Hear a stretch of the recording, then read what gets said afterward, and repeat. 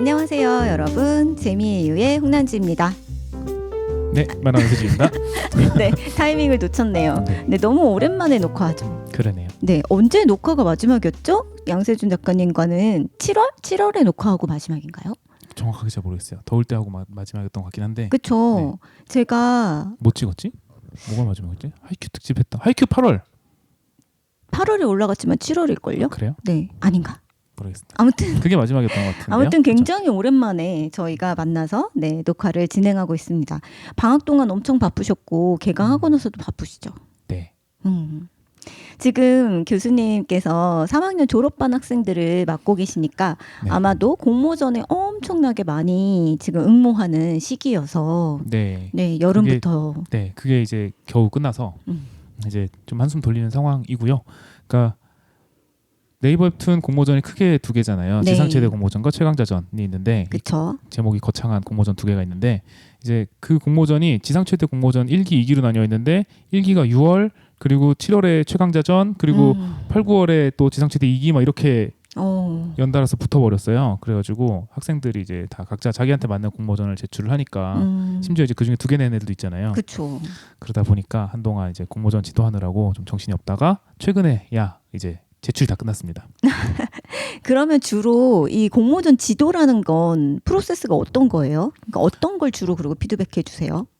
아마 교수님들마다 좀 다르실 거라고 생각하는데 네. 학생들이 또 담당 교수님을 고를 때도 나는 지금 이런 게 부족하니까 혹은 이걸 잘하는데 더 잘하고 싶으니까 저 교수님이 이 부분을 잘 봐주실 수 있겠지 하는 마음으로 교수님을 선택을 하잖아요. 네.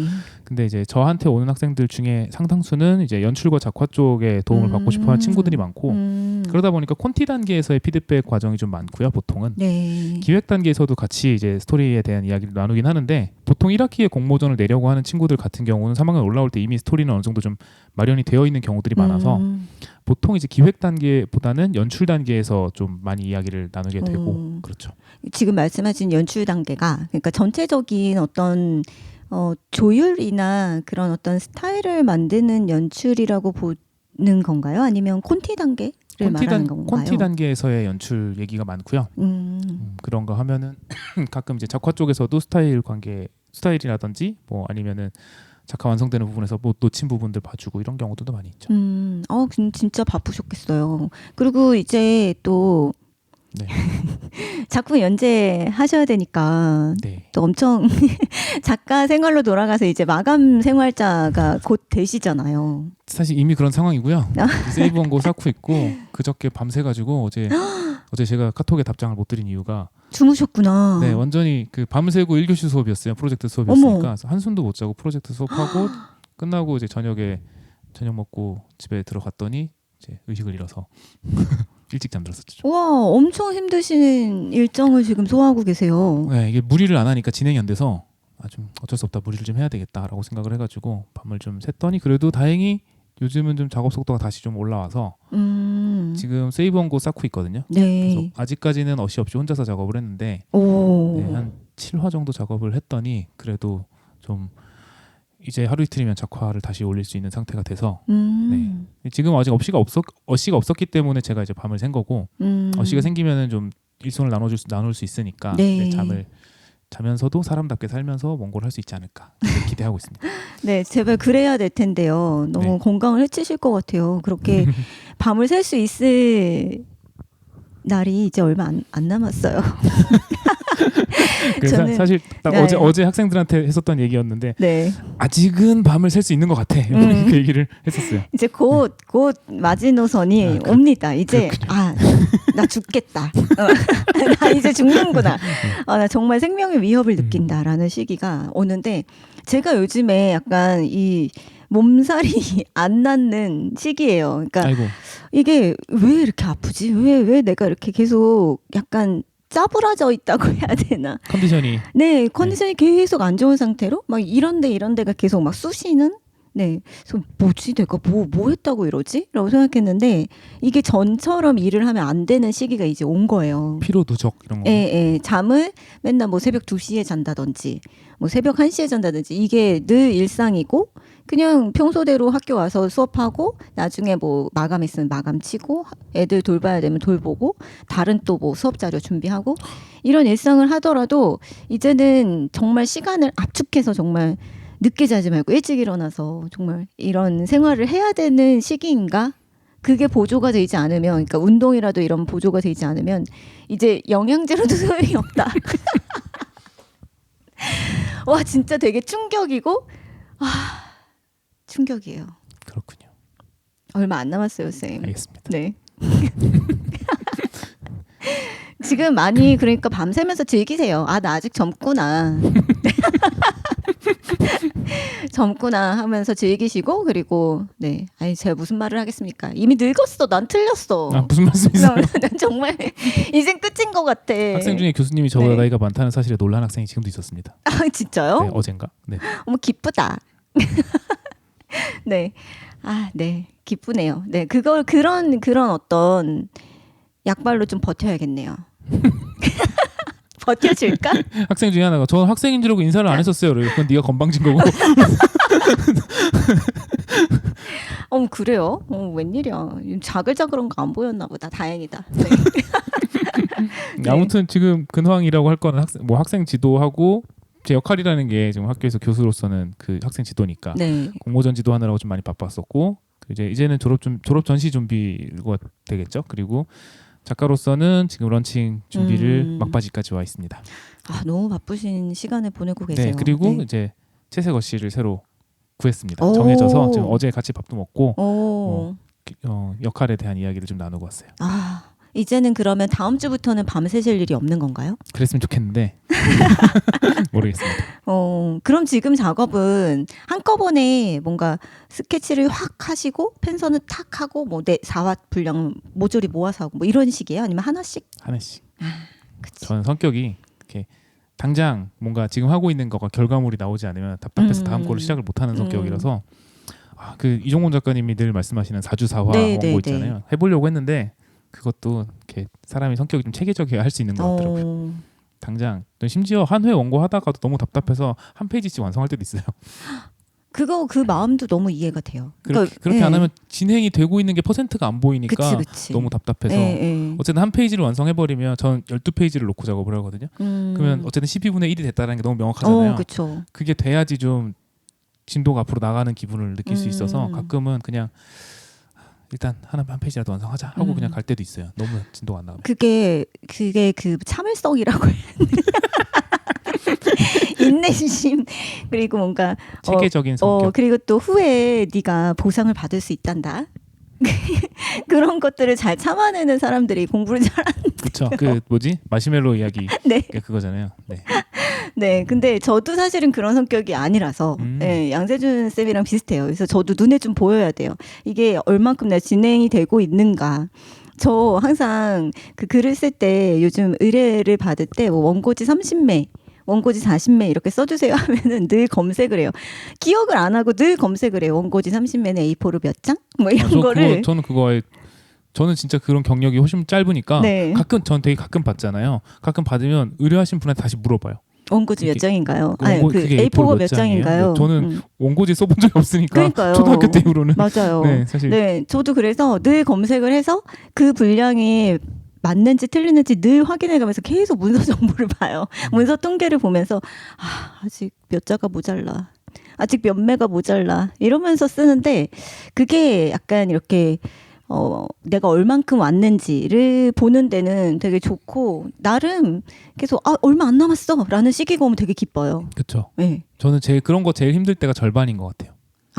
절반. 많이 한 것 같은데 아직 이만큼 더 해야 되네라는 생각이 자꾸 들어서 절반 정도 왔다 싶을 때가 제일 힘 빠질 때는 것 같아요. 진짜요? 네. 저는 절반 정도 왔어. 와 너무 긍정적이시다. 네. 처음에 되게 힘들었는데 절반이 남았어. 야 좀만 하자. 이걸 한 번 더 해야 돼. 같은 걸 보고. 아니 근데 쌤은 그럴 수 있을 것 같아요. 왜냐하면 계속 반복된 작업을 하잖아요. 근데 저는 절반 정도 쓰면 이제 절반을 넘겼다라는 건 이제 결말을 쓸 게 명확한데 앞으로 어떻게 내지? 앞으로 그쵸. 어떻게 이야기를 끌어내지? 글 쓸 때랑 그림 그릴 때랑 다르긴 하죠. 네네네. 그래서 진짜 4페이지 완성해야 되는데 2페이지 완성했으면 우와 다 됐어. 근데 그럴 수 있을 것 같아요. 지금 들으면서 생각해보니까 글은 시작하기가 어렵고 그림은 마무리하는 게 더 어려운 과정이 좀 있는 것 같아요. 그렇죠. 네. 그래서 그런 차이점이 있다. 그럴 수 있겠네요. 네, 그리고 여러분들이 진짜 작업을 하시는 자신의 방식이 어떤 게 나한테 더 맞는지를 이래서 더 잘 아실 필요가 있고, 맞아요. 네, 그리고 학교에 다니시거나 뭐 학원에 다니시면서 수학하실 때 다들 엄청 진짜 여기에서 내가 이렇게 시간을 쓰고 있으니까 되게 좋은 작품을 만들어야 된다는 부담감을 갖고 계신데 사실 학생 시기에 이런 나에 대해서 알아가는 시간으로 삼으시는 게 훨씬 중요하지 않을까 싶어요. 그렇습니다. 그쵸? 그래서 늘 그 특강 같은 거 가면은 항상 받게 되는 질문이 일주일에 작업 루틴이 어떻게 되세요?라는 질문을 항상 받거든요. 그럼 뭐 스토리 하는데 얼마 쓰고 작화하는데 얼마 쓰고 각색하는데 얼마 쓰고 연출하는데 얼마 쓰고 이걸 듣고 싶은 거겠죠. 근데 그럼 물어보면 대답은 해주긴 하는데 항상 붙이는 게 작가마다 다 달라서 그쵸. 사실은 당신이 원고를 해봐야 당신 데이터가 나오는 거라서 뭐 저는 작화가 빠르니까 다른 부분에서 시간을 더 많이 쓰지만 또 누군가는 스토리를 되게 금방 쓸 수 있는 사람은 작화의 시간을 더 쓸 수도 있고 이게 사람마다 다르잖아요. 그렇죠. 그래서 학생들도 아 교수님이 저렇게 한대라고 생각하고 정말 그 무슨 수학 공부하듯이 답안지 본 것처럼 그럴 게 아니라 자기가 원고를 해봐야지 지금 네. 교수님 말씀하신 것처럼 자기 데이터가 생기는 것 같아요. 맞아요. 학생 때, 그 지망생 때 그런 것들을 많이 쌓아가시면 그게 다 재산이 된다라고 생각합니다. 네. 좀 부족하더라도 그걸 쌓는 그런 연습의 일환으로서 작품을 많이 만들어 보시면 좋을 것 같아요. 네. 그리고 저 요즘에 그 되게 신나는 일이 하나가 생겼는데, 오. 네. 조석 작가님이 돌아오셔서 진짜 요즘에 좀 몸이 너무 이렇게 몸살이 나고 다운이 되니까 기분도 같이 이렇게 침잠에 들어가더라고요. 그래서 아, 내가 이걸 왜 하고 있지? 난 뭐 때문에 이 일을 하지? 막 쓸데없는 생각들이 막 이렇게 들어오면서 되게 우울감이 느껴졌는데 갑자기 제가 그냥 정말 그냥 습관처럼 네이버 웹툰에서 조석 작가님의 작품을 딱 누르고 보면서 이러면서 갑자기 정말 우울해 이러고 있다가 정말 미친 사람처럼 웃고 있는 거예요. 그래서 저희 둘째가 갑자기 옆에서 엄마 뭐 봐? 엄마 뭐 보는데 웃어? 이러면서 관심을 가질 정도로 그래서 아 이게 진짜 생활의 활력소구나라는 생각을 하면서 너무 정말 즐겁게 보고 있거든요. 정말 정말 대단하다고 생각해요. 조석 작가님. 보시고 계시죠? 네. 네. 너는 개그만 하나 그려라. 넌 맞나요? 그냥 개그만 너는 하나 그냥 개그만 하나 그려라. 네. 조석. 네. 그쵸. 사실은 조석이라는 장르라서 그쵸. 정말로 네, 조석 진짜. 그냥 조석의 개그만 하는 제목이 뭐든지 그게 중요한 게 아니에요. 심지어 마음의 소리는 처음에 제목이 없었답니다. 진짜요? 네, 조석 작가님 마음의 소리를 처음에는 이제 정식 연재하기 전에 네. 방사에다 올렸었어요. 방사 이제 네이버에서 그림 그리는 사람들이 대부분 모여 있는 카페잖아요. 네네네. 거기다가 올리셨었는데 그때 제목이 없이 올리셨었어요. 그러다가 어느 정도 올리고 나서 마음의 소리라는 제목이 붙었었어요. 저는 마음의 소리라는 제목이 딱 있을 때 네이버 웹툰에서 연재될 때 봤거든요. 네네.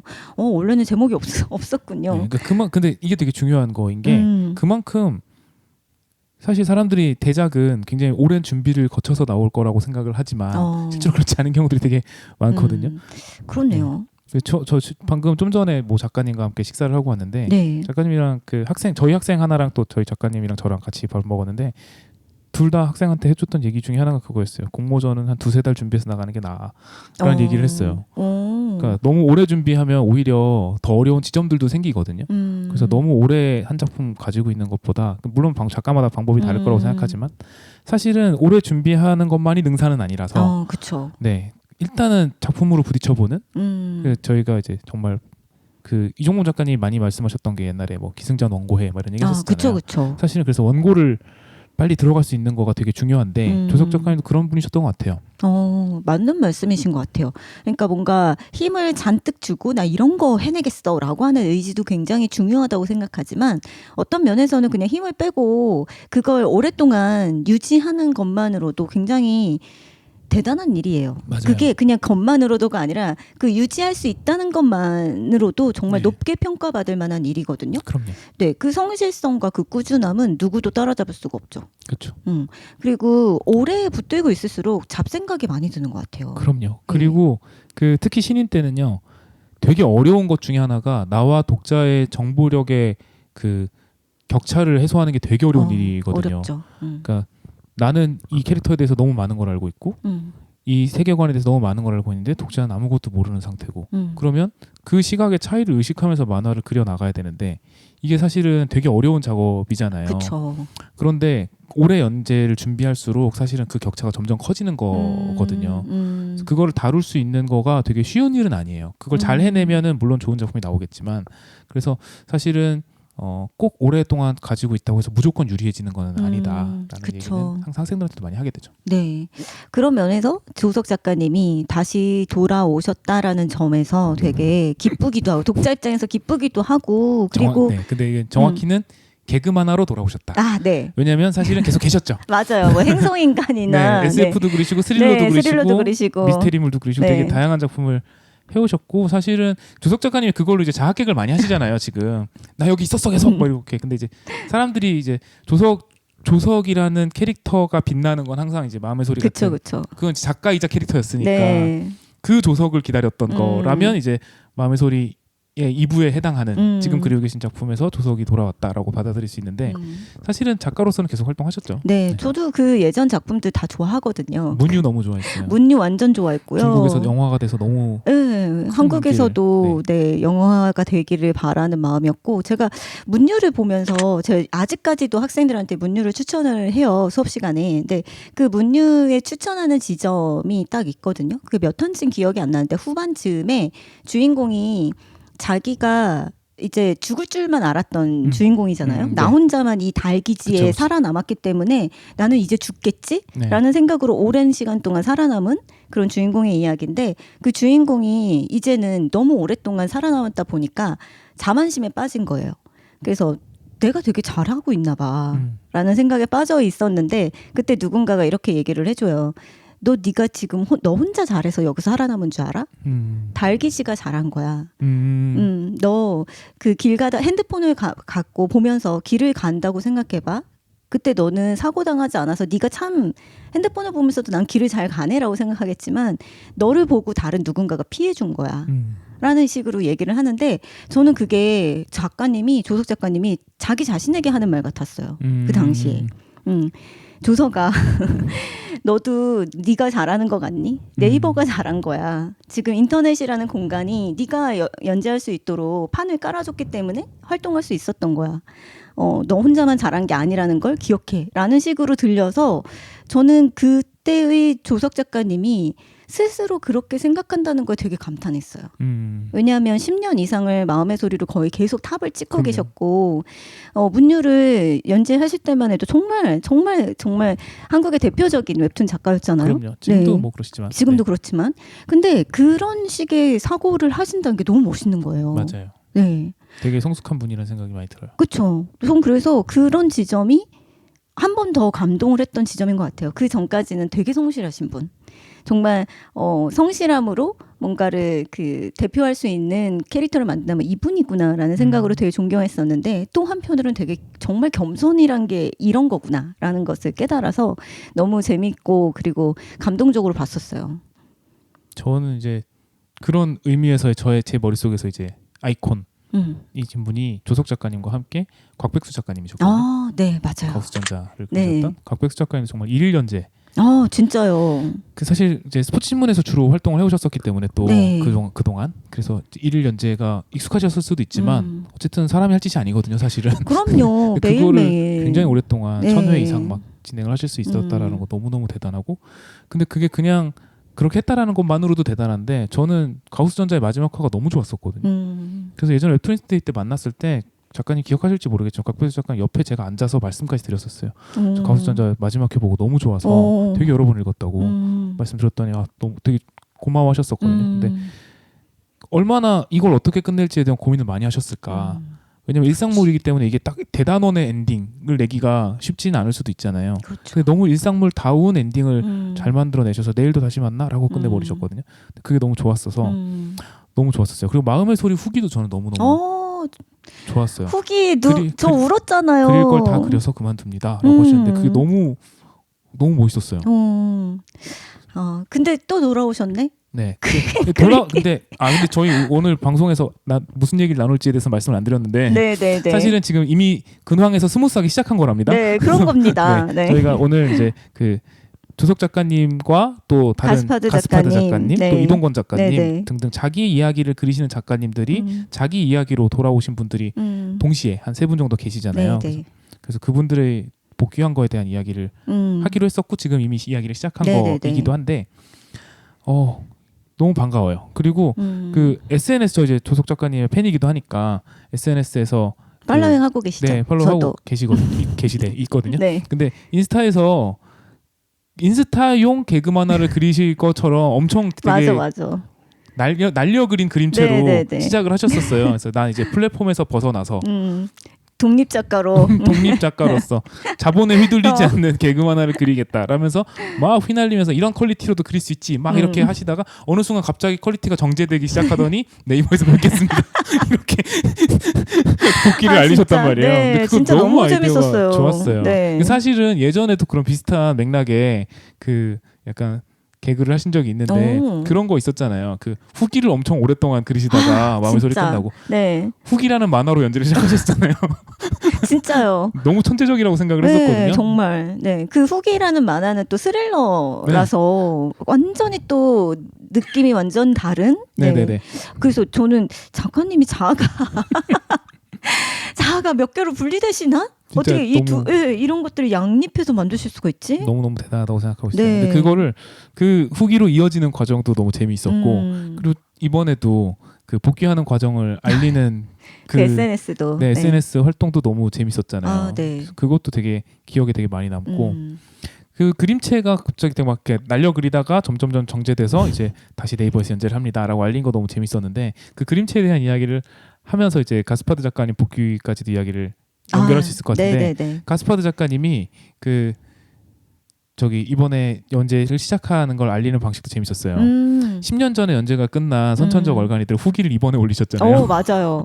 그래서 그리고 왜 10년 만에 후기를 올려? 했더니 이제 갑자기 다음 주에 예고편이 네. 올라왔었잖아요. 그것도 되게 재밌는 방식이었고 네. 그 예고편에서도 보니까 그림체가 되게 리얼한 그림체로 처음에 시작을 하면서 저는 이미 늙었고 그치. 예전만큼 재밌는 일상을 보내고 있지 않고 막 이렇게 얘기를 하다가 넌 아직 얼간이잖아 라는 식의 이제 이야기가 되면서 할 수 있다라는 거를 알리면서 다시 그림체가 예전 그림체로 바뀌거든요. 네네. 그러니까 그 작가가 그림체를 활용해서 개그 만화로 돌아오는 거를 알리는 방식이 조석 작가님이랑 가스파드 작가님이 비슷했어요. 맞아요. 그게 흥미롭기도 했었어요.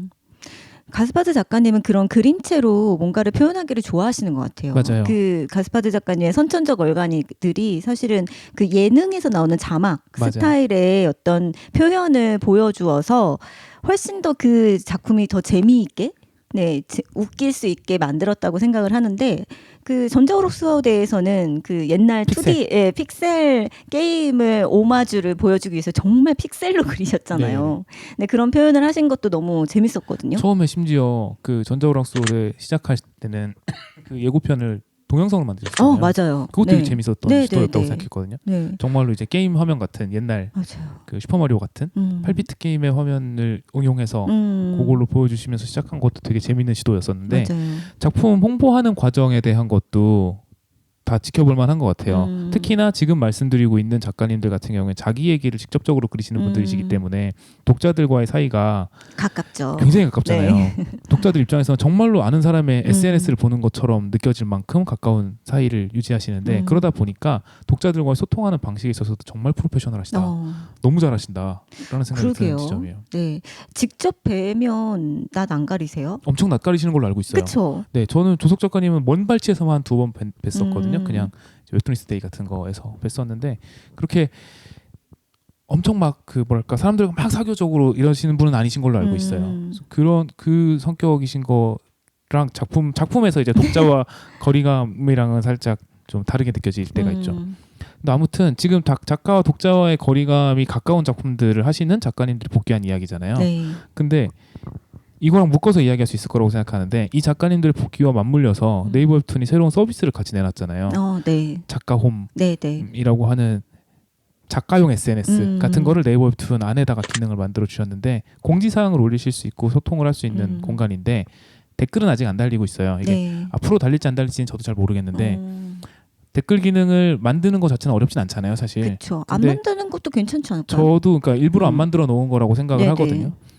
왜냐하면 사실 작가님에 따라서는 이게 악플밭이 될 수도 있어요. 그럼요. 시기와 작가님에 네네. 따라서는 그런 경우들도 있고 해서 그리고 거기에 이제 뭐 스포일링 같은 게 생길 수도 있고 그러니까 어떤 의미에서는 댓글이 생긴다는 건 다시 말하자면 관리할 것이 엄청나게 늘어나는 것이기도 해서 네. 작가님들 입장에서 스트레스가 될 수도 있고 그래서 아마 조심스러운 부분일 거라고 생각해요. 그래서 네. 뭐 나중에 열어줄지 안 열어줄지 이건 잘 모르겠지만 지금 어쨌든 거의 공지사항을 올리고 작가가 일방적으로 독자에게 전달을 하고 독자님들은 이제 물론 그 이모티콘을 눌러서 소통을 할 수는 있지만 그 정도의 공간이 만들어졌는데 네이버 웹툰이 이걸 왜 만들어줬을까를 생각을 해보면 네이버 웹툰 입장에서도 작가와 독자와의 관계성에 대한 고민을 지금도 하고 있구나라는 생각을 많이 했었어요. 그리고 그때 마침 지금 말씀드린 작가님들이 다시 자기 얘기로 다 복귀를 하신 거는 어떤 의미에서는 좀 일맥상통하지 않나? 라는 느낌이더라고요.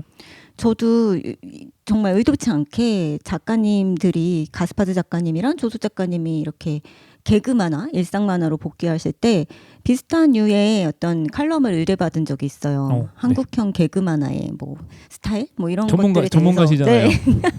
제가 박사 논문을 개그로 그러니까요. 썼기 때문에 어떤 구조나 이런 것들에 대해서 관심이 되게 많았거든요. 왜 그리고 이런 만화, 이런 웹툰이 먼저 웹툰 초기 시장에 자리 잡았는가에 대해서 관심도 되게 많았고, 근데 확실히 초반에 그 가스파드 작가님보다 더 먼저 조석 작가님이 자리 잡을 그 시기와 그리고 가스파드 작가님이 자리 잡았던 그 시기와 지금 현재는 거의 10년씩의 차이가 있어요. 네. 네. 그런데 그때마다 10년 전, 20년 전, 벌써 20년 전이에요.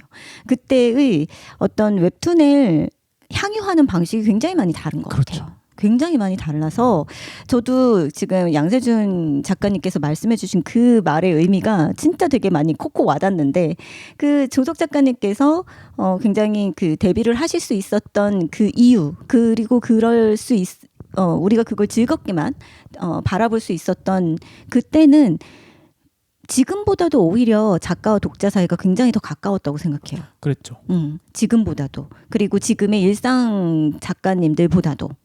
지금 작가홈에서 소통하는 것뿐만이 아니라 저 사람은 나랑 같이 어떤 게시판에서 그냥 아마추어로서 계속 똑같은 입장에서 우리는 정말 진짜 그 현실 세계의 계급장 다 떼고 만나던 그런 사이였는데 제목도 없이 카페에다가 올리시던 분이신데 네네네. 그러니까 얼마나 친밀한 관계였어요. 그래서 그 사람이 잘 되면 와, 내 친구가 잘 된 것 같아. 맞아요. 내가 응원하던 사람이 잘 된 것 같아. 그러면서 함께 응원해주고 그리고 가스파드 작가님이 데뷔하실 때만 하더라도 아직 유료화가 정착이 되지 않았던 시기여서 뭐랄까요? 조금 더 그 독자분들이 부드러운 시선으로 봐주셨던 것 같아요. 그렇죠. 네. 그래서 분량이 조금 모자라더라도 뭔가 불만이 나오면 다른 댓글에서 우리 무료로 보고 있는데 그런 얘기 하지 말아라.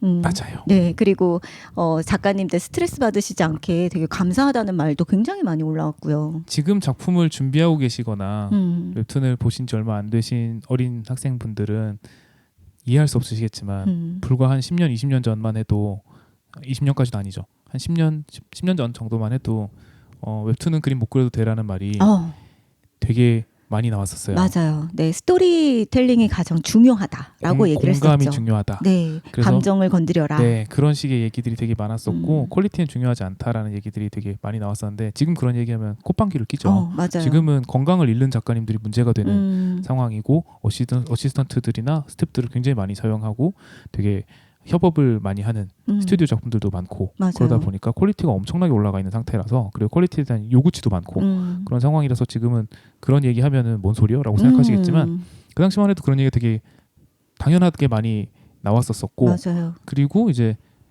그 얘기는 다시 말하자면 독자들이 퀄리티에 대한 요구를 많이 안 했다는 얘기이기도 하거든요. 지금 말씀하신 것처럼 시장성이 그렇게 많이 갖춰진 상태는 아니었었기 때문에 약간 프로와 아마추어의 경계가 애매했었어요. 웹툰에서는. 네네. 네. 그러니까 웹툰 시장은 당연히 아마추어들이 그러니까 시장이라고 부를 수 없는 그냥 프리마켓 같은 게 열린 거예요. 네, 제가 2007년에 데뷔했었는데 제가 데뷔했을 때 저희 대학교 선배가 만화 좋아하는 선배였는데 그 형이 저한테 뭐라고 했었냐면 나쁜 의미가 아니라 정말로 축하하는 의미로 말한 거였어요. 너도 이제 준 프로네.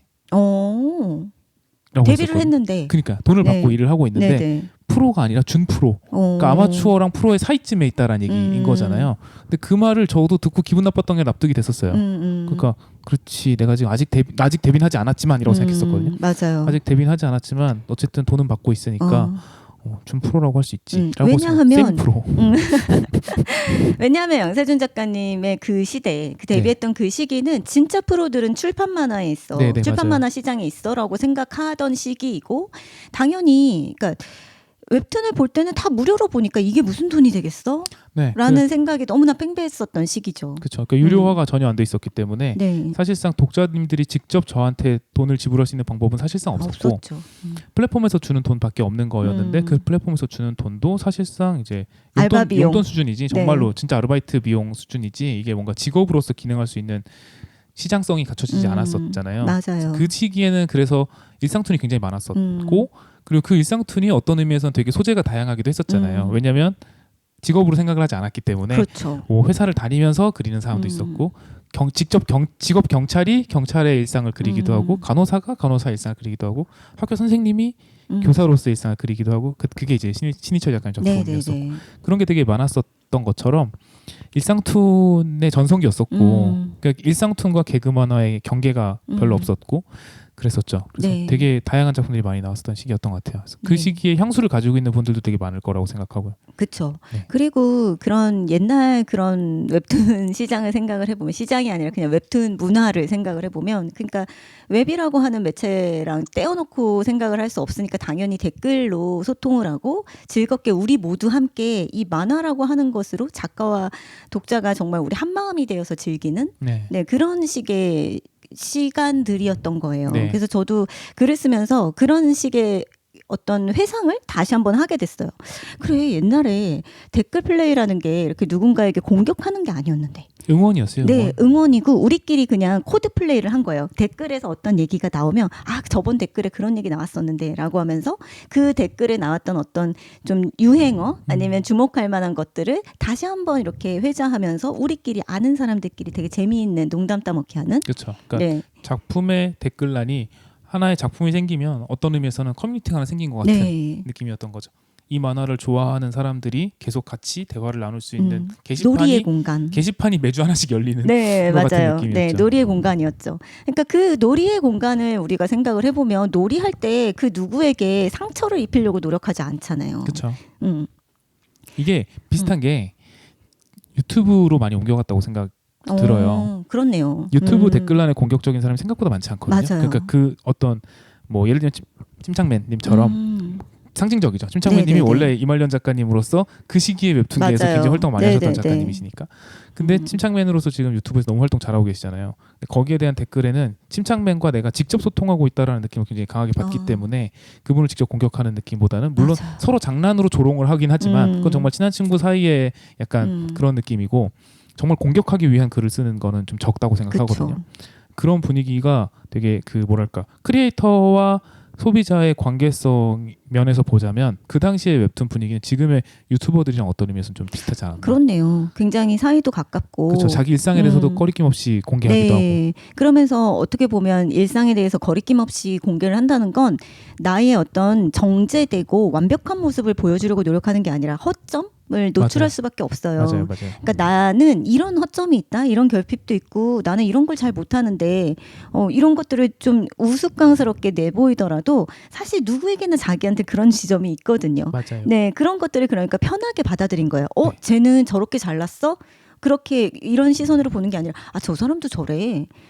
나도 사실 저런 부분이 있지. 그러니까 우리 모두 비슷한 사람들이구나라고 하는 그런 공감대가 있었던 거죠. 그러네. 진짜. 그래서 네. 네, 아마추어들의 장이었고 웰메이드에 대한 어떤 강박이 없었던 시대인 것은 바로 그런 의미였던 것 같아요. 그냥 저 사람도 아마추어, 나도 아마추어. 맞아요. 여기선 프로가 없는데 그냥 제가 좀 더 잘 되면 우리가 응원해서 잘 된 거잖아라고 하는 동료애.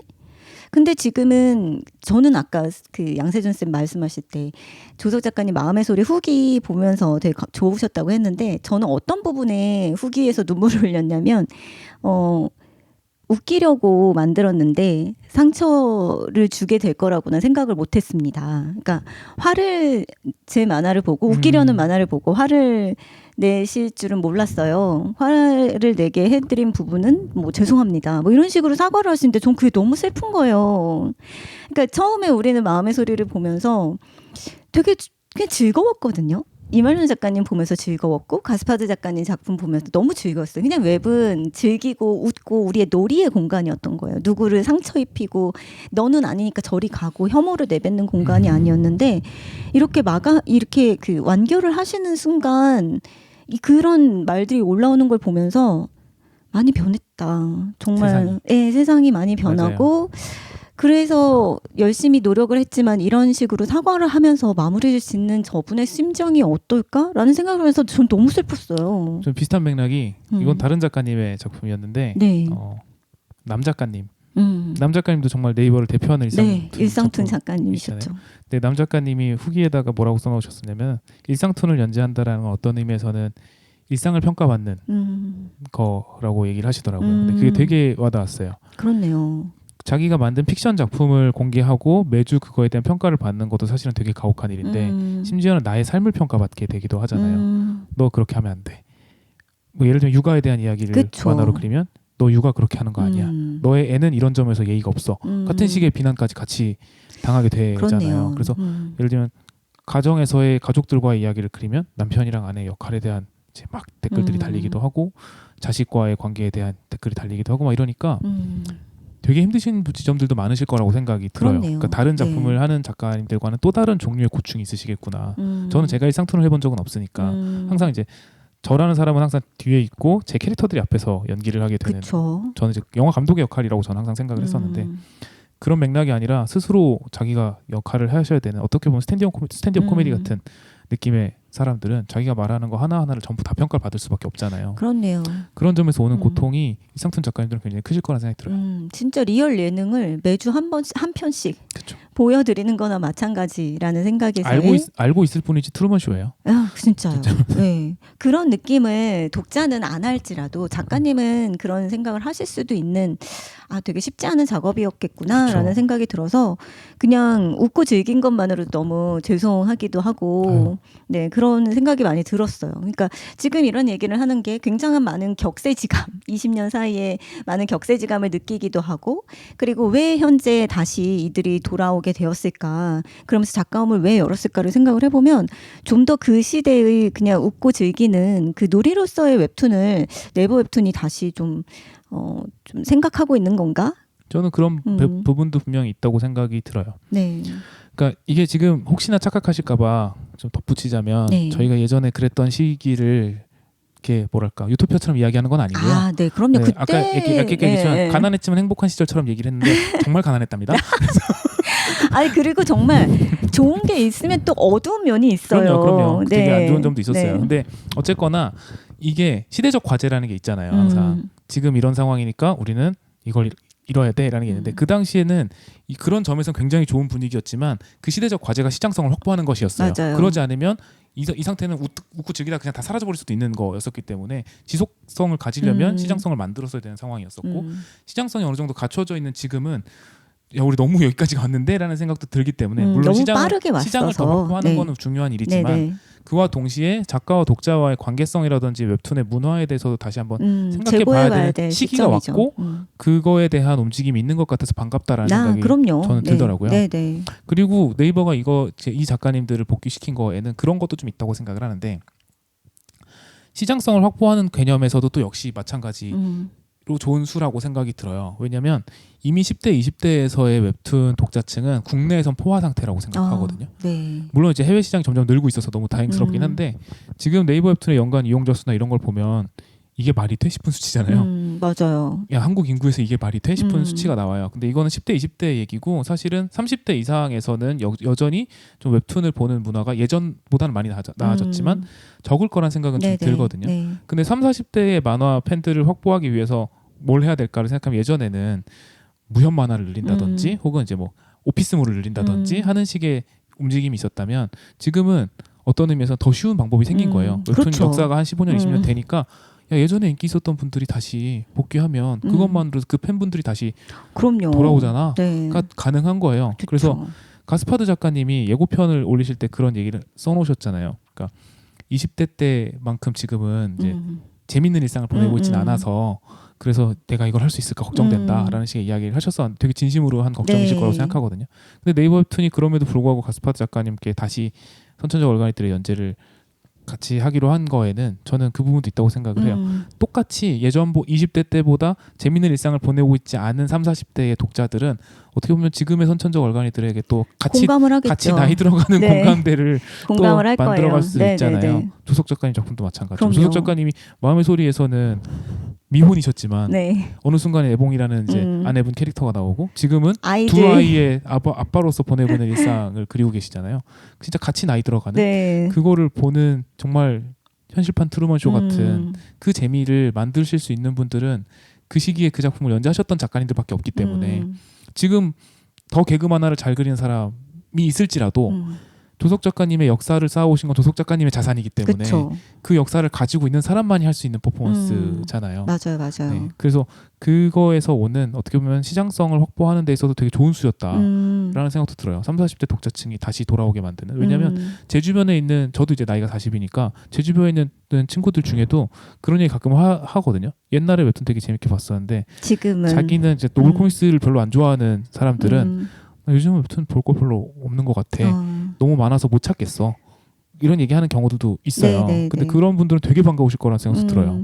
반갑죠. 그리고 우선 지금 노블 코믹스나 아니면 이렇게 장편화된 작품들이 가지는 매력이 따로 있고 카타르시스가 따로 있고 이렇게 에피소드별로 끊어지는 작품들은 우선 진입이 너무 쉬워요. 그럼요. 네. 1화부터 안 봐도 되고. 네. 그냥 우선은 내가 그리고 알던 작가님이니까 1화부터 굳이 보지 않더라도 맞아요. 네, 그냥 지금 연재하고 지금 어떻게 지내시나 이 궁금함으로만으로도 충분히 클릭을 유도할 수가 있고 여러모로 정말 일반 독자층을 늘릴 수 있는 그리고 전 세대가 이 네이버 웹툰으로 다시 들어와서 복작복작 될 수 있는 아주 좋은 수였다라는 생각이 들어요. 어떤 의미에서는 약간 정반합 같은 느낌도 있어요. 아, 그렇죠. 그러니까 그동안은 개그 만화나 일상물들은 굉장히 많았지만 퀄리티가 있는 극화 작품은 적었던 시절이 있었고 이쪽으로 막 가가지고 그 개그 반대 만화 하시는 방향이 분들은 많이 갔었죠. 줄어들고 네. 극화 작품은 막 많아졌던 시기가 있었는데 같이 어우러지면 제일 좋잖아가 지금 되고 있는 것 같아서 지금 맞아요. 되게 반가운 네. 거예요. 그러니까 어느 쪽이 좋다가 아니라 둘 다 있으면 좋을 텐데라는 생각을 항상 하게 되니까 근데 이렇게 되면은 둘 다 공존할 수 있지 않을까라는 생각이 들어서 되게 반가워요. 네. 아까 작가님께서 그런 얘기를 하셨어요. 그러니까 마치 그때가 훨씬 더 좋았으니까 회귀해야 된다라는 네. 식으로 생각하실까봐. 그러니까 우리가 뭔가를 설명할 때 지금 비교를 하면서 설명을 하면 지금의 것이 나쁘니까 예전 거를 다시 되돌아가야 되지 않나? 그러니까 제로섬을 게임처럼 여기는데 맞아요, 그게 맞아요. 아니라 지금 말씀하신 대로 세상은 조금씩 발전하고 있거든요. 그럼요. 지금 이 웹툰 산업이 유지되고 있다는 사실만으로도 저는 되게 발전을 하고 있는 상황이라고 생각하는데 이 발전과 성장이라고 할 때 좋은 점만 있을 수는 없어요. 그러니까 어느 정도 성장을 하면 어느 정도의 그런 어떤 다른 단점이 생길 수도 있고 좋지 않은 일들도 벌어질 수 있는데 우리는 항상 이런 자극적인 좋지 않은 부정적인 소식들에 관심을 기울이게 되니까 마치 세상은 더 나빠지는 것 맞아요. 같아라고 그리고 예전이 더 좋았던 것 같아라고 생각하지만 절대 그렇지 않아요. 네, 그건 정말 절대 그렇진 않아요. 근데 우리가 과거를 회상할 때는 늘 윤색되는 어떤 지점이 있고 지금 부족한 걸 또 과거에서 찾으려고 하다 보니까 그런 식으로 말이 되는 것 같은데 지금 웹툰 시장은 계속 좋아지고 있죠. 그럼요. 약간 확 좋아지니까 부작용이 생기고 확 좋아지니까 부작용이 생기고 하는데 부작용에 대해서 누군가가 이야기를 하지 않으면 안 되잖아요. 그럼요. 해결하기 얘기해야 위해서. 돼요. 그래서 네. 이야기를 자꾸 하니까 네. 가끔은 이제 그것만 눈에 보일 때가 그쵸. 가끔씩은 있는데 사실은 좋아지고 있는 게 있기 때문에 부작용이 생기고 있는 거이기도 하고. 그럼요. 그걸 얘기할 수 있다는 것만으로도 굉장히 좋은 조건이라고 생각합니다. 네. 약간 3보 전진 1보 후퇴, 3보 그럼요. 전진 1보 후퇴 이런 식으로 나아가고 있습니다. 네네. 그리고 아까 상업적인 어떤 면에서도 굉장한 성취일 것 같다라고 말씀하셨는데 저는 그 상업적인 창업적인 면뿐만이 아니라 대중적인 측면에서도 이 일상툰이나 개그툰이 우리에게 굉장히 많은 영향을 끼쳤다고 생각을 해요. 어마어마하죠. 네. 사실은 네이버 웹툰은 저 학생들한테 되게 많이 하는 얘기인데요. 네이버 웹툰은 라이트 유저를 대상으로 하는 플랫폼이야라는 얘기를 되게 많이 하거든요. 물론 라이트 유저만 있는 건 아니지만 그렇죠. 절대 다수가 라이트 유저예요. 네. 그러니까 그렇게 이용자율이 높을 수밖에 없어요. 그럼요. 네. 맞아요. 카카오 웹툰, 카카오 페이지, 카카오 페이지 웹툰 그리고 이제 뭐 레진 코믹스 네. 등등의 다른 플랫폼들은 어떤 의미에서는 웹툰을 보기 위해서 찾아 들어가는 충성도 있는 독자들이 점점 헤비 유저들이죠. 많아져요. 점점. 네. 말씀드린 순서에 따라서 더더욱. 음. 그리고 지금 언급하진 않았지만 이제 탑툰이라든지 봄툰이라든지 특정 장르를 위주로 하는 플랫폼들은 더 그 장르의 헤비 유저들이 찾아 들어가서 네. 어떤 의미에서는 이용자 수에 비해서 결제하는 율은 훨씬 높을 거예요. 네이버보다. 그럼요, 당연하죠. 근데 네이버 네. 웹툰은 예전에는요, 특히 마음의 소리로 대표되는 얘기라고 생각을 하는데요. 나는 만화 잘 몰라. 근데 마음의 소리는 봐.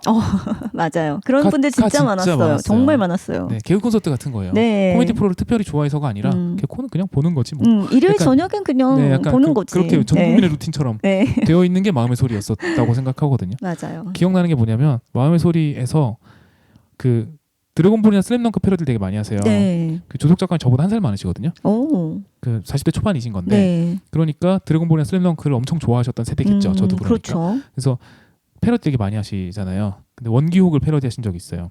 원기옥은 이제 드래곤볼에 나오는 이제 끝판왕 같은 기술이잖아요. 근데 원기옥을 그 쓰셨을 때 원기옥이란 그 소재를 쓰셨을 때 네이버의 실시간 검색 순위 1위가 원기옥이었어요. 이거는 두 가지를 상징하는 건데 첫 번째는 조석 작가님의 팬들이 이미 드래곤볼을 모르는 세대가 그렇네. 굉장히 많아졌다라는 거. 이게 뭔지를 몰라서 검색을 해본 거죠. 그 충격이다. 원기옥을 왜 몰라? 그러니까 저희는 이건 너무 상식이라서 네. 이렇게 되잖아요. 네. 근데 이제 모를 수도 있는 거죠. 네. 드래곤볼 세대가 아니니까. 그리고 또 한 가지는 두 번째는 조석 작가님이 웹툰에서 어떤 말을 쓰면 이게 네이버 실시간 검색률이 1위까지 올라갈 정도의 정말 많은 사람들이 있는 작가라는 거죠. 그러니까 드래곤볼을 모르는 사람도 마음의 소리를 본다라는 건 되게 큰 상징인 거예요. 드래곤볼은 저희한테는 진짜 어떻게 보면 너무 당연한 클래식인데 그거를 안 봤다라는 거는 정말 라이트 유저인 거잖아요. 그렇네요. 지금 나오는 웹툰만 보는 사람들이 그만큼 많았다는 얘기고 그 사람들은 전부 다 마음의 소리를 보고 있었다라는 얘기인 것 같아서 그 사건은 되게 상징적이라고 생각해요. 여러모로. 네, 그렇네요. 그만큼 라이트 유저들이 많이 본다라는 거는 정말 만화 팬이 아닌 대중적인 정말 대중적인 작품이었다는 뜻이죠. 그래서 대중성 이야기를 할 때 마음의 소리가 웹툰의 대중화는 되게 큰 역할을 한 거잖아요. 그렇죠. 만화계가 진짜 아까 말씀하신 것처럼 지금까지 올 수 있었던 거에 굉장히 큰 역할이 웹툰이라는 거가 모두의 생활 속에 쉽게 들어갔다라는 거. 이고 그 역할을 네이버가 해준 것도 되게 컸다고 생각해요. 네이버는 전 국민의 70%가 첫 화면으로 쓰고 있는 플랫폼 포털 사이트니까 거기서 되게 접근성 있는 접근성 쉬운 곳에 접근성 쉬운 만화를 배치를 해줬다라는 거. 그게 모두가 만화를 보는 습관을 다시 만들어줬다라고 생각을 하는데 다시라고 하지만 사실은 전에 없다고 생각도 들어요. 그럼요. 마음의 소리가 이뤄낸 게 그런 거였었는데 그렇죠. 마음의 소리와 네이버 웹툰이 이뤄냈던 것이 그런 거였었는데 그걸 생각해 보면 정말 대중성의 상징이지 않나 어떻게 보면 조석 작가님은. 맞아요. 말씀하신 대로 그런 그 포털의 유입률을 늘려야겠다라고 하는 그런 목적이 있어서 이렇게 웹툰을 연재하게 되었다라고 하지만 그런 목적에 맞춰서 굉장히 최적화된 장르를 공략을 했던 거다. 개그랑 일상 장르는 그런 식의 역할을 해줬다라고도 느껴지고, 그러니까 저는 항상 그 대중성과 상업성에 대해서 뭐 이것만 얘기하더라도 1시간이 지날 텐데 이 성격에 대해서 좀 더 생각을 해보게 되더라고요. 그러니까 조석 작가님과 가스파드 작가님을 위시한 그런 어떤 개그와 일상 장르가 늘 우리 일상에서 벌어지는 그냥 소소한 얘기들이에요. 근데 이 일상을 파괴하지 않고 어떻게 하면 잘 우리가 긍정적으로 유지해가면서 살 수 있나. 어떠한 사건이 일어난다 해도 결코 우리 일상은 무너지지 않아요. 그렇잖아요? 그렇죠. 네, 굉장히 소소한 사건들. 되게 아니 저런 사건이 있을 수 있어? 아니 어떻게 교복을 비단으로 만들었나? 뭐 이런 이런 어떻게 제 비 맞으면 안 돼. 뭐. 레전드죠, 레전드. 네, 진짜 저 레전드 소재. 진짜 너무 웃겨서 진짜 너무 진짜 바닥을 대굴대굴 구르면서 봤었거든요. 근데 그런 어떤 굉장히 비일상적인 그런 상상력이 가미된 것이지만 그래도 우리의 일상을 다루고 있잖아요. 전 근데 그게 바로 대중성이라고 생각을 해요. 그러니까 대중성은 다들 상업성이랑 되게 헷갈려 맞아요. 한다고 생각하는데 맞아요. 상업성은 정말 잘 팔릴 수 있게 그러니까 탑툰 잘하고 있죠 상업적으로. 그쵸. 그건 대중성이 아니라 상업성이죠. 네, 정말. 상업성이 있는 거예요. 근데 네. 대중성은 뭐냐면 저는 제가 생각하기에는 공공성이 있어야 된다는 생각을 해요. 그러니까 우리의 가치 그리고 네. 우리가 지켜야 될 것. 그러니까 우리가 부정적으로 생각되는 그런 일상이나 어떤 생각들이 있어요. 미움도 있어요. 하지만 우리 사회가 유지되기 위해서 그래도 우리가 이렇게 힘들고 좀 짜증나고 이렇지만 그래도 우리가 나아가야 할 방향이 뭘까? 이거에 대해서 막 정말 교조적으로 말하지 않아도 그 가치를 잃지 않는 그 공공성? 어떤 의미에서는 심파 들어가는 거 사람들이 욕하기도 하잖아요. 네. 영화에. 네. 근데 심파를 넣는 이유가 사실 대중성 확보를 대중성이죠. 위해서잖아요. 네. 근데 그게 지금 말씀하신 거랑 정확하게 일치한다고 생각을 하거든요. 심파는 그 자체로 공공성 그 자체잖아요. 맞아요. 왜냐하면 부모 자식 간의 관계라든지 가족의 소중함이라든지 이런 거에 대해서 절절하게 울리는 메시지들이기 때문에 그게 들어가는 걸 싫어하는 사람도 있지만 그게 들어갔을 때 일단 대중성이 확보된다라는 거는 대중성이 그만큼 모두가 공감할 수 있는 가치를 다루는 것에 그쵸. 되게 중요한 방점이 있지 않나 네. 라는 생각이 들어요. 그리고 우리가 좋다고 생각하는 게 뭐지? 그러니까 내가 좋다고 생각하고 나에게 이익이 되는 게 아니라 우리가 좋다고 생각하는 거. 그거에 대해서 늘 잃지 않게 그러니까 그걸 굉장히 뭐라고 할까? 진짜 직접적으로 야 이게 좋잖아라고 얘기하지 않는데도 그걸 생각하게 만들잖아요. 네. 그러니까 댓글 문화도 그렇고 그리고 조석 작가님이나 가스파드 작가님이 돌아오셨다는 그 상징성만으로도 그래 우리가 그때는 모두가 잉여였고 모두가 우리는 아무것도 아닌 시절에 우리는 모두 다 똑같았잖아.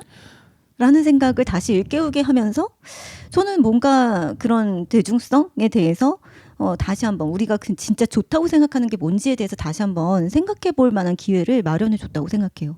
무한도전이 초창기에 네. 무모한도전이었던 시절에 네. 되게 많이 했던 얘기가 대한민국 평균 이하의 남성들이라는 얘기를 되게 많이 했었거든요. 네. 그리고 어느 순간부터는 그 말을 쓸 수 없게 되었었어요. 그쵸. 무한도전 자체가 레전드가 되었죠. 탑이 돼버렸으니까. 근데 초반에는 분명히 우리는 여러분이 공감할 수 있는 무명 개그맨들이에요 라고 하는 것들을 되게 많이 내세웠었거든요. 그렇죠. 우리는 엘리트 체육인들이랑 하면 말도 안 되는 게임을 하게 되고 소랑 뭘 하고 막 이런 그쵸. 거 처음에 그렇게 전철이랑 시작했잖아요. 달리기 시합하고. 그러니까 무모한 도전을 하는 네. 그런 이제 B급 개그맨들의 이야기, 분투기 같은 느낌으로 시작을 했었는데 그때 사람들이 공감을 굉장히 많이 해줬던 것처럼 그쵸. 그런 느낌이었다고 생각이 들어요. 그리고 우리 흔히 B급 개그라고 하는 거였었던 거고 그런 의미에서 선천적 얼간이들은 제목도 정말 잘 지은 거예요. 그쵸. 얼간이라는 말 자체가 되게 잘 지었다고 생각이 드는데 비하하는 용어 같긴 하지만 사실 욕보다는 약간 애정이 살짝 담긴 에이 얼간이야 이런 느낌이지 얼간이를 쌍욕으로 쓰진 않잖아요. 그쵸. 되게 네. 그쵸. 그 그쵸. 할머니 네. 할아버지들 용어잖아요. 맞아요. 그러니까 그쵸. 그러니까 귀엽게 보는 느낌의 네. 아유 저 어리석은 저놈 어떻게 저거 약간 이런 느낌이지. 연민이 살짝 들어간. 그쵸 맞아요. 그게 쌍욕은 아니거든요. 네네네. 그 느낌이 정확하게 선을 잘 탄 건데 그 느낌이 그 당시에 일상툰이 가지고 있었던 대중성과 일맥상통하지 않나라는 생각이 들어요. 맞아요. 그래서 그 당시에 개그 만화들 일상툰에서는요 항상 나오는 코드가 주인공을 게으르다예요. 그리고 주인공을 스스로 자기가 투영이 돼서 작가 자신이 자기한테 뭐라고 해. 그리고 이성에게 인기가 없고 네. 그걸 보통 내세워요. 난 그리고 늘 취준생이고 네, 집구석에 뭔가 있고 그 장기하 씨가 처음에 불렀던 싸구려 그쵸. 커피 같은 그런 느낌이죠. 맞아요. 네.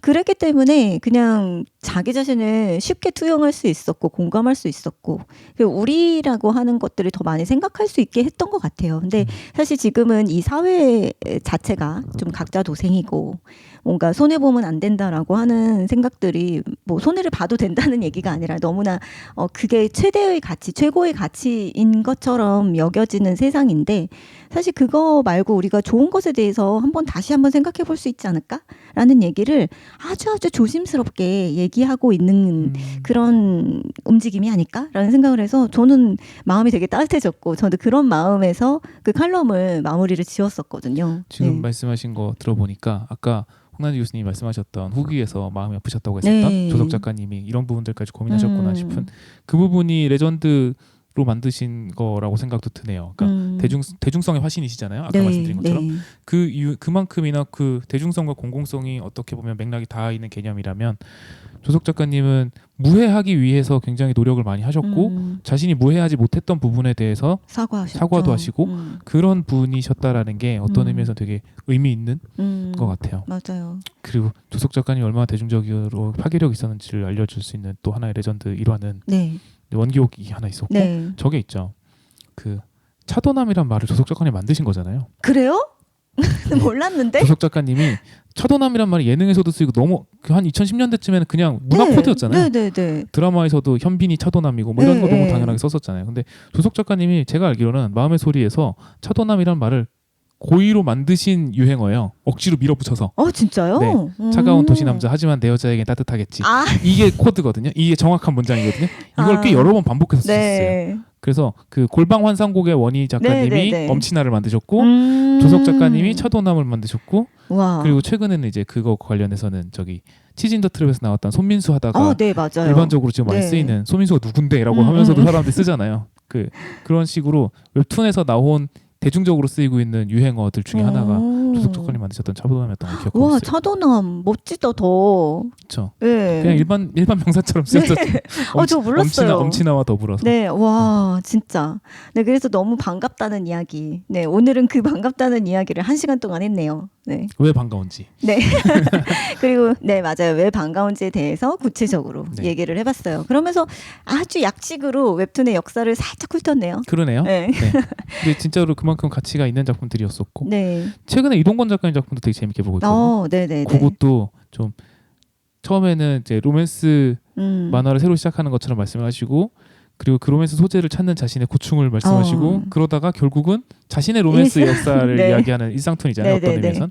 그래서 되게 재밌는 방식인데 이것도 되게 비슷한 맥락으로 비슷한 시기에 돌아오신 것도 그렇고 그리고 작가 홈 있잖아요. 네. 그거 만들어질 때 그 작가님들한테 담당자님께서 그 어떻게 사용하시면 되는지에 대한 예시 같은 것도 만들어서 보내주셨었거든요. 근데 거기에 들어간 그림들이 다 이동건 작가님 그림이었어요. 그러니까 그분의 작품들을 어떻게 보면은 그렇게 독자와 작가의 관계가 굉장히 잘 관리되고 있는 그런 작가의 되게 어떻게 보면 모범 사례로 그렇네요. 보고 계신 게 아닌가. 네. 그리고 최근에도 이제 작가홈 만들어지고 나서 작가님들이 작가홈을 사용하는 방식에 대해서도 또 이제 기사 같은 것도 나가고 했었는데 그 기사에는 또 역시 조석 작가님이 쓰고 계시는 방식도 소개가 됐었거든요. 네. 지금 말씀하신 분들이 딱 그 작가홈의 사용과 딱 일맥상통하는 작가님들이신 것 같아요. 네, 정말 이동건 작가님은 사실은 그 일상툰으로 데뷔하시진 않았는데, 그쵸. 근데 굉장히 가깝게 느끼는 작가님 그리고 작품 중에 하나잖아요. 유미의 세포들에서는 늘 그 후반쯤엔 작가님 이동건 이리 데리고 와봐. 무빈건이 하나의 캐릭터죠. 맞아요. 네네. 무빈건. 하나의 캐릭터였죠. 무빈건 이리 나와봐. 뭐 이렇게 늘 댓글에 그게 맞아요. 베스트 댓글이었어요. 무빈건 이거 왜 그렇게 했어? 뭐 이런. 커툰이잖아요. 네. 커툰이 작가와 독자와의 관계가 굉장히 가깝죠. 더. 그렇죠. 댓글이 칸마다 달리기 때문에 더 그랬던 것 같아요. 맞아요. 지금 대학일기 작가님도 네, 작가님. 네, 지금의 그 포지션을 하고 계시는 분이 작가님과 작가님. 모조 작가님이신 것 같아요. 네. 모조 작가님도 너무 대단하시고. 맞아요. 네. 그래서 할 얘기가 너무 많네요. 지금 우리 작품이 아니라 그냥 작품 하나를 추천하는 게 아니라 그냥 작품에 대해서 의미를 찾아보고 왜 이런 식으로 하는 걸까에 대해서 얘기만 또 너무너무 할 얘기가 많은데 네, 다음에 또 작가님 덜 바쁘실 때 또 모셔와야 되니까 오늘 이만. 네. 오늘은 이게 다음을 위한 2보 전진을 위한 1보 후퇴. 네. 3보 전진을 위한 1보 후퇴. 네. 요쯤에서 모셔다 드리고 또 저녁에 오셔야 돼요. 네. 오늘 2개 찍기 때문에 네, 진짜 2보 전진을 참고로 위해. 2개 찍자고 한 건 접니다. 맞아요. 네. 2개 이렇게 2개 찍는 거 어때요라고 말씀드린 건 접니다. 지금 저는 작업 이외엔 다 재밌기 때문에. 이때를 노려서 이때를 노려서 또 한 달 뒤에 또 그땐 제가 노트북 가져와서 원래의 자리에서 잘 찍도록 하겠습니다. 근데 이거 찍는 저도 그렇고 보는 분들도 그렇고 별로 신경 안 쓰실 거예요 아마. 그렇겠죠? 어차피 안 봐. 그쵸? 목소리로만 들으신대요. 화면을 안 본다고요? 네네네. 어차피 안 봐. 그럼 우리 왜 찍고 있는 거예요, 여러분? 조회수 보면 뭐 좀 창피해요. 뭐 창피해요? 좀 그래. 아닙니다. 작가님들 중에 많이 보시는 것 같아요. 네. 아까 같이 식사하신 작가님도 저 1시에 수업 있으세요. 그래서 저 뭐 촬영하러 가야 된다. 그때 뭐 어떤 거 하시냐고. 그래서 학교에서 유튜브 하는 거 있다. 그냥 그렇게 음. 말씀드렸더니 그 재미의 홍란지 박사님이랑 같이 하시는 거 이렇게 말씀하시더라고요. 아시네. 네. 감사합니다. 작가님들 네. 많이 보시는 것 같아요. 네, 아유 반갑네요. 네, 댓글 좀 달아주십시오. 네 진짜 댓글이 고파요. 네. 네, 오늘 오랜만에 한 달이 헐쩍 넘은 시간을 거쳐서 한 2달 만에 그런 것 같아요. 저희가 뵀는데 어떠셨어요? 오랜만에 녹화? 즐거웠습니다. 끝이에요? 네? 끝이에요? 즐겁고 보람찼습니다. 네, 알겠어요. 네. 저도 매우 즐거웠고요. 네. 네. 항상 그 양양 작가님들이랑 녹화할 때는 마음이 굉장히 많이 놓여요. 내가 이야기할 거리를 많이 준비하지 않아도 채워주실 거야. 끊는 게 어렵지. 어디서 치고 가야 되지? 뭐 이게 어려운 거지. 네. 그래도 오늘 오랜만에 만나 뵙게 돼서 너무 반가웠고요. 작가님 화이팅입니다. 감사합니다. 네, 밤샘은 이제 차지하겠습니다. 네, 진짜 이제 어시도 생겼으니까. 네, 교수님도 마흔이에요. 나이 들면 잔소리만 늘어요. 네. 네, 여러분들도 즐거운 시간이셨길 바라고요. 저희는 이따 저녁에 또 저녁 녹화를 하고, 네, 그리고 다음에 또 다시 돌아오도록 하겠습니다. 즐거운 시간이셨길 바랍니다. 저는 재미의 유의 홍란지였고요. 양세준이었습니다. 감사합니다.